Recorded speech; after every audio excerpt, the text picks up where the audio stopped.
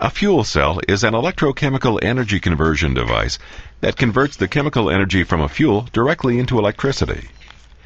When hydrogen is used as the fuel, water and heat are the primary emissions. In principle, a fuel cell operates a lot like a battery. Most everyone is familiar with batteries. They provide power to our laptop computers, cell phones, and wristwatches, among many other things.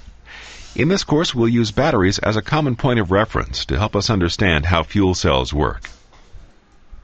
If you were to look inside a battery, you would find three key components. The first two are the electrodes. One is called the anode, while the other is the cathode. The electrodes sit in the third component, which is a liquid electrolyte solution. The anode is typically marked as negative, while the cathode is marked as positive.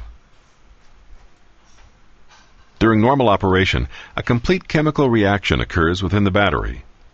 The first half of the reaction occurs between the anode and the electrolyte solution and results in an excess of electrons. The second half of the reaction occurs between the cathode and the electrolyte solution and requires additional electrons. Only when an external circuit is connected to both the anode and cathode will the excess electrons produced in the half reaction at the anode be able to travel through the circuit to complete the electron-deficient half reaction at the cathode. This flow of electrons is called direct current or DC electricity because the electron flow is in one direction. While the electrolyte solution is involved in both reactions, it's important to point out that the electrons released at the anode cannot pass directly through the electrolyte solution to reach the cathode. They must pass through an external circuit connected to both the anode and the cathode.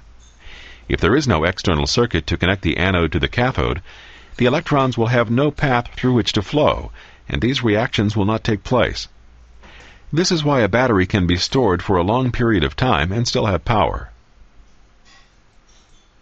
For example, if you were to look at a simplified version of an automotive lead-acid battery, you'd find an anode made of solid lead, a cathode made of lead dioxide, and an electrolyte solution consisting of 35% sulfuric acid and 65% water surrounding them both.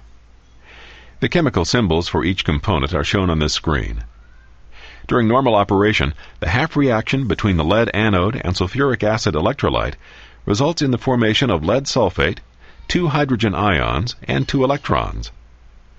Meanwhile, the half reaction between the lead dioxide cathode, sulfuric acid electrolyte, as well as the hydrogen ions and electrons from the anode, result in the formation of lead sulfate and water at the cathode. As you're well aware, batteries don't last forever. The reason that batteries have a limited life is because of the chemical reaction that takes place inside the battery.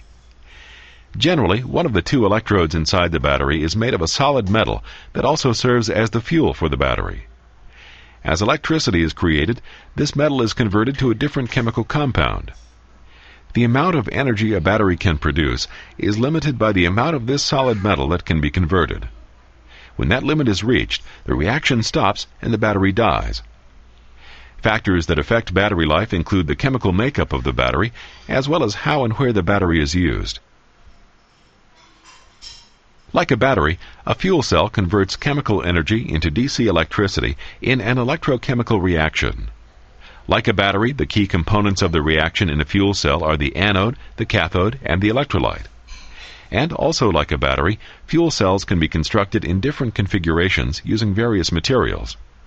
Unlike a battery, however, a fuel cell does not have a finite fuel supply. As long as fuel is supplied, the fuel cell will continue to produce electricity. This means that the life of a fuel cell depends primarily on the durability of the electrolyte.